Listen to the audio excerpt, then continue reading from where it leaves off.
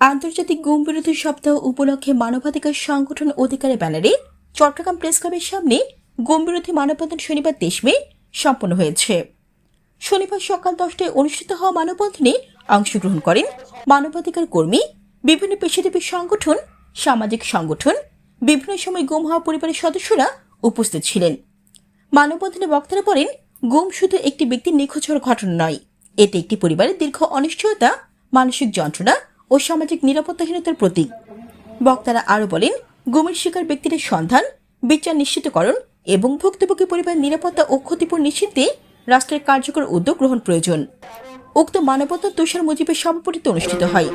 এতে বক্তব্য রাখেন চট্টগ্রাম প্রেস ক্লাবের সাধারণ সম্পাদক গোলাম মাওলা মুরাদ এবং এডিটর ফোরামের সভাপতি মিজানুর রহমান চৌধুরী সহ অসংখ্য নেতৃবৃন্দ বক্তব্য রাখেন। চট্টগ্রাম প্রেস ক্লাবের পক্ষ থেকে সংহতি প্রকাশ করে গোলাম মাওলা মুরাদ বলেন, গুমের সঙ্গে জড়িতদের খুঁজে বের করে বিচারের মুখোমুখি করতে হবে। এডিটর্স ফোরামের সভাপতি মিজানুর রহমান চৌধুরী বলেন, দীর্ঘ 17 বছর বহু মানুষ গুমের শিকার হয়েছেন। গুম কমিশন ও সংশ্লিষ্ট অধ্যাদেশ বাতিল হওয়ায় আমরা হতাশ। এতে গুমের ভুক্তভোগী পরিবারগুলোর মধ্যে নতুন করে অনিশ্চয়তা তৈরি হয়েছে। গুম মানবতার বিরুদ্ধে এক জঘন্যতম অপরাধ।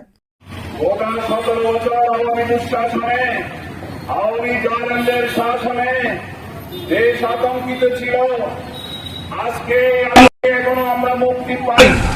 আজকে আবার আমাদেরকে গুমের বিরুদ্ধে কথা বলার জন্য এই চট্টগ্রাম ঐতিহাসিক প্রেস ক্লাবের সামনে আবার দাঁড়াতে হলো। গুম করার রাজনীতি এই বাংলাদেশে, প্রিয় মাতৃভূমি বাংলাদেশে চলতে পারে না। রাষ্ট্রের প্রশাসনের কাছে, রাষ্ট্রের গোয়েন্দাদের কাছে আমি জানাতে চাই, যারা ছাত্রলীগের গুন্ডামি করত গ্রামে গঞ্জে, এরা শহরে এসে কেউ মেয়রের পাশে, কেউ মন্ত্রীর পাশে দল বেঁধে ঘুরে বেড়াচ্ছে।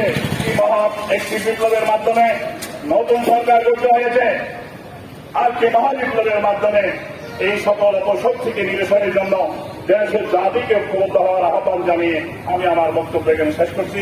যারা এই পর্যন্ত গুমের শিকার হয়েছেন, বিভিন্নভাবে নিগ্রহের শিকার হয়েছেন, বিভিন্নভাবে হত্যার শিকার হয়েছেন, জুলুমের শিকার হয়েছেন, সেই পরিবারগুলোর পাশে আমরা আছি।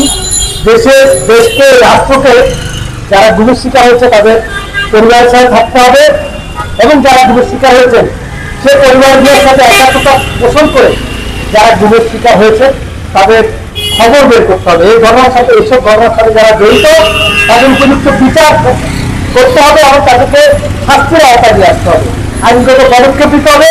আমরা জোর দাবি জানাই এই সরকারের কাছে, বর্তমান নির্বাচিত সরকার যেহেতু ক্ষমতায় এসছে, তারা একটু নিয়মতান্ত্রিক ভাবে যেহেতু পরিচালনা করছে প্রত্যেকটা জিনিস, সেক্ষেত্রে গুমের যে ঘটনাগুলো ঘটেছে ইতিপূর্বে এই সরকারের আমলে ধরনের ঘটনা না ঘটে এবং আগে যে ঘটনা ঘটেছে সেগুলো যত উপযুক্ত বিচার হয়।